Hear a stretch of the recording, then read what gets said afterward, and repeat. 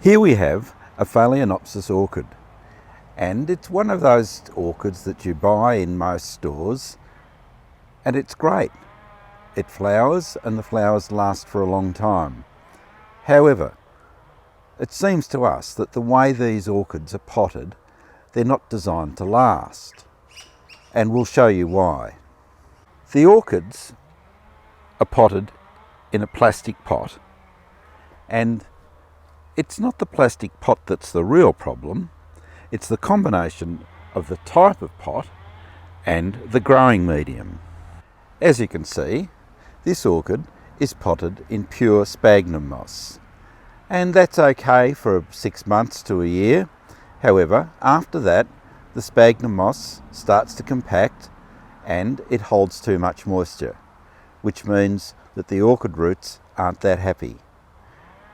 We'll take the orchid out of the pot, and then we'll show you the root system, and then we'll show you how we repot our Phalaenopsis orchid.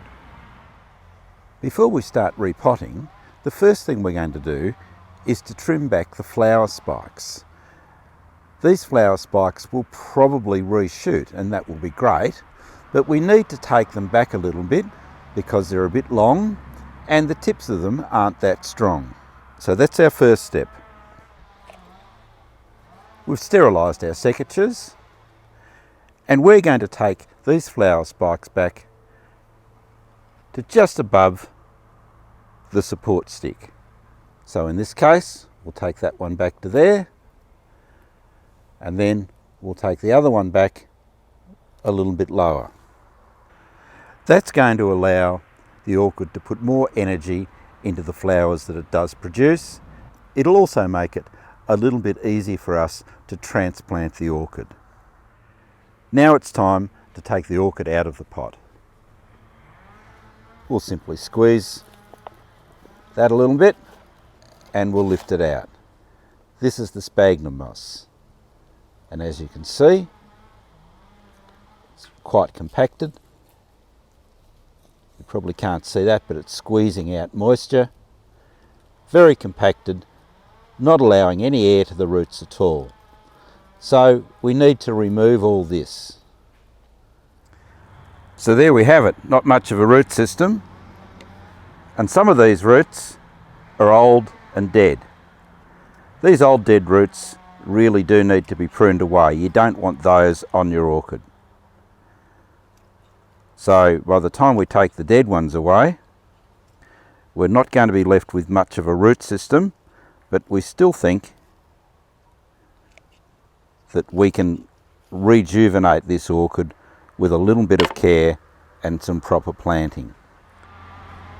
We've trimmed away all of the old dead roots, and that's all we've got left. That's not much.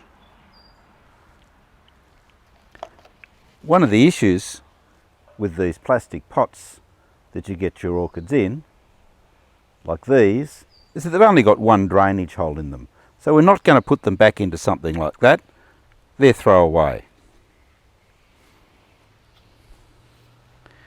We're looking at using a container like this.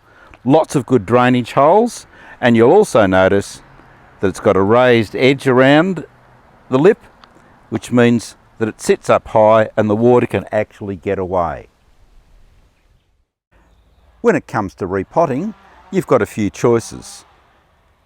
You could either use fresh sphagnum moss, or you could use an orchid potting mix, which has got pine bark in it, it's got charcoal, it's also got some very large perlite particles.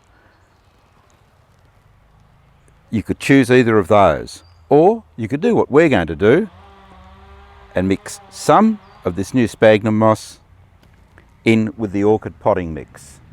That means that we won't have to water quite as often as if we just used the orchid potting mix, and we'll have better drainage than if we just used the sphagnum moss. So we're going to use a 50-50 mixture.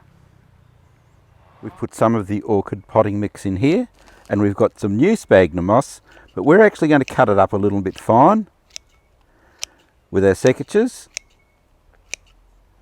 because this will allow it to mix through the potting mix a little bit more easily.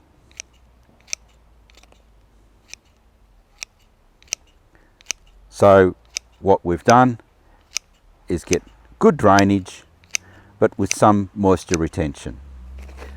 That's just simply all mixed through together, and we're almost ready to pot our orchid. We need to make sure that we're not potting the orchid too deeply.